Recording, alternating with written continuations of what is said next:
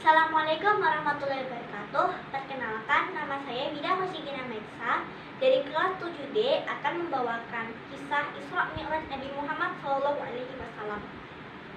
Isra Mi'raj Nabi Muhammad SAW adalah peristiwa di mana Rasulullah dan Malaikat Jibril pergi ke tempat tertinggi yaitu langit ketujuh Sidratul Muntaha untuk menerima perintah sholat.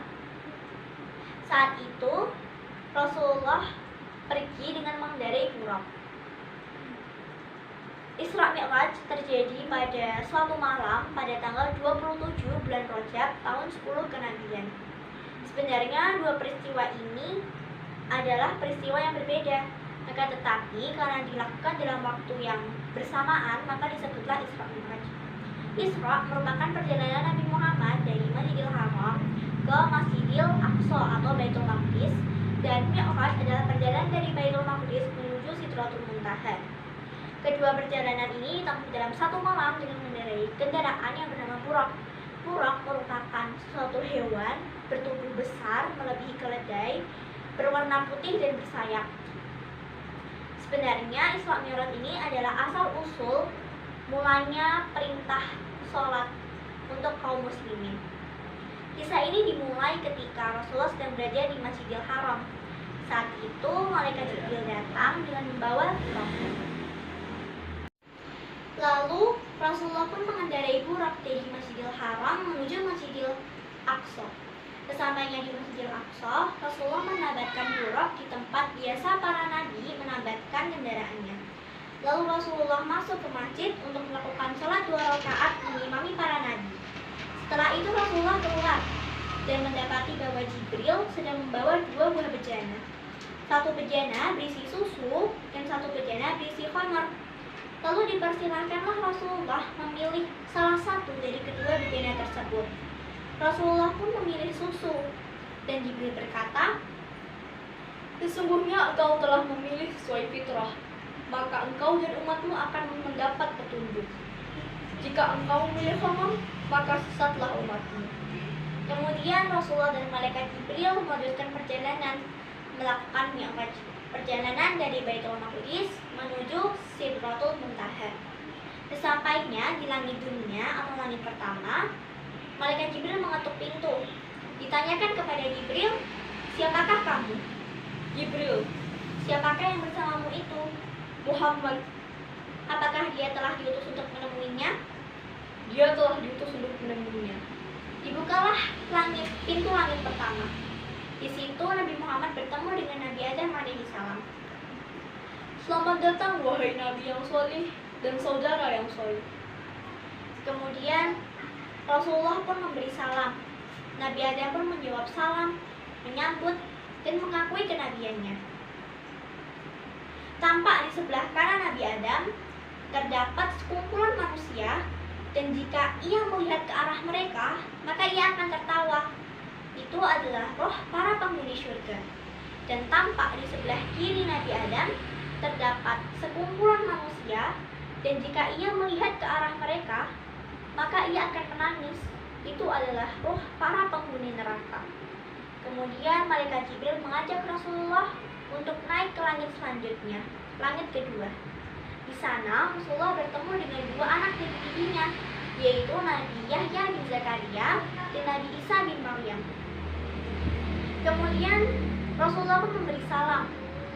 Lalu mereka menjawab salam beliau, menyambut dan mengakui kenabian beliau. Demikianlah hal yang terjadi ketika Rasulullah dan Malaikat Jibril berada di tingkatan langit yang berbeda. Kemudian Rasulullah pergi melanjutkan perjalanan di langit ketiga. Lalu Jibril mengetuk pintu dan ditanyakan pertanyaan yang sama. Di sana Rasulullah bertemu dengan Nabi Yusuf alaihissalam. Nabi Yusuf benar-benar dikaruniai dengan wajah yang rupawan. Di langit keempat Rasulullah bertemu dengan Nabi Idris alaihissalam. Di langit kelima bertemu dengan Nabi Harun alaihissalam. Dan di langit keenam bertemu dengan Nabi Musa alaihissalam. Di langit ketujuh Nabi Muhammad bertemu dengan Nabi Ibrahim alaihissalam. Saat itu Nabi Ibrahim sedang bersandar di Baitul Maqmur. Baitul Maqmur merupakan suatu tempat di mana setiap harinya terdapat 70.000 malaikat yang masuk dan tidak akan pernah keluar. Selamat datang wahai Nabi yang soleh dan anak yang soleh. Lalu Rasulullah pun memberi salam. Lalu Nabi Ibrahim pun menjawab salam, menyambut, dan mengakui kenabian. Setelah bertemu dengan ketujuh nabi di atas, Malaikat Jibril pun mengajak Rasulullah untuk segera ke Sidratul Muntaha. Sesampainya di Sidratul Muntaha, Malaikat Jibril berkata, "Sesungguhnya sampai sinilah batasku, Muhammad. Aku tidak bisa mengantarmu lebih jauh lagi." Sidratul Muntaha merupakan tempat yang sangat indah. Di sana terdapat tumbuhan yang daunnya sebesar telinga gajah dan buahnya sebesar biji-biji yang besar. Lalu diselimuti dengan permadani emas yang diliputi dengan kekuasaan Allah Subhanahu wa taala. Saking indahnya tempat itu, tidak ada satupun makhluk hidup yang dapat menjelaskan, yang dapat menggambarkan indahnya tempat tersebut. Setelah itu Rasulullah pun menghadap Allah, mendekat kepada Allah hingga berjarak kurang lebih 2 busur anak panah untuk menerima perintah sholat. Setelah menerima perintah sholat 50 waktu, Rasulullah dan Malaikat Jibril pun turun untuk kembali ke dunia. Tetapi perjalanan mereka terhenti ketika berada di langit ke-6. Saat itu Rasulullah bertemu dengan Nabi Musa alaihissalam, dan Nabi Musa bertanya, "Apakah yang diwajibkan Tuhanmu atas umatmu?" "Sholat 50 waktu dalam sehari." Rasulullah menjawab, "Kembalilah pada Rabbmu, mintalah keringanan, karena sesungguhnya umatmu tidaklah kuat." Lalu Rasulullah pun menoleh pada Jibril. Lalu Jibril pun berkata, "Ya, itu benar jika engkau menghendaki." Kemudian Rasulullah pun kembali kepada Rabb-Nya, kepada Allah Subhanahu wa taala, dan meminta keringanan. Dan Allah pun memberikan keringanan. Allah beri keringanan 5 waktu dari 50 waktu menjadi 45 waktu sholat dalam sehari. Lalu Rasulullah pun turun dan kembali menjumpai Nabi Musa alaihissalam. Dan Nabi Musa berkata tentang hal yang sama. Hal itu terus terulang yang membuat Rasulullah mondar-mandir di antara Allah dan Nabi Musa alaihissalam, hingga angka 50 waktu sholat dalam sehari menjadi 5 waktu sholat dalam sehari. Kemudian Nabi Musa pun berkata, "Kembalilah pada Rabbmu, karena sesungguhnya umatmu tidaklah kuat." Lalu Rasulullah pun kembali kepada Allah untuk meminta keringanan, hingga Allah berfirman, "Hai Muhammad, sungguh 5 waktu sholat itu berpahala 10 pahala setiap 1 kali sholat. Maka itulah 50 kali sholat. Dan barang siapa yang berniat mengerjakan kebaikan tetapi ia tidak melakukannya, maka dituliskan 1 kebaikan untuknya. Dan barang siapa berniat mengerjakan kebaikan dan ia melakukan kebaikan tersebut, maka dituliskanlah 10 pahala kebaikan untuknya. Dan barang siapa berniat melakukan keburukan tetapi ia tidak melakukannya, maka tidak dituliskan keburukan untuknya.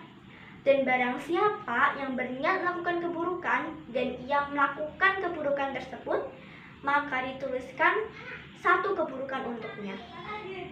Lalu Rasulullah pun kembali kepada Nabi Musa, dan Nabi Musa berkata, "Kembalilah pada Rabbmu, karena sungguhnya umatmu tidaklah kuat." Dan Rasulullah menjawab, "Sungguh, aku telah mondar-mandir meminta keringanan kepada Rabbku, dan aku mau dibuatnya. Sekarang aku sudah ridho, dan aku akan melakukannya."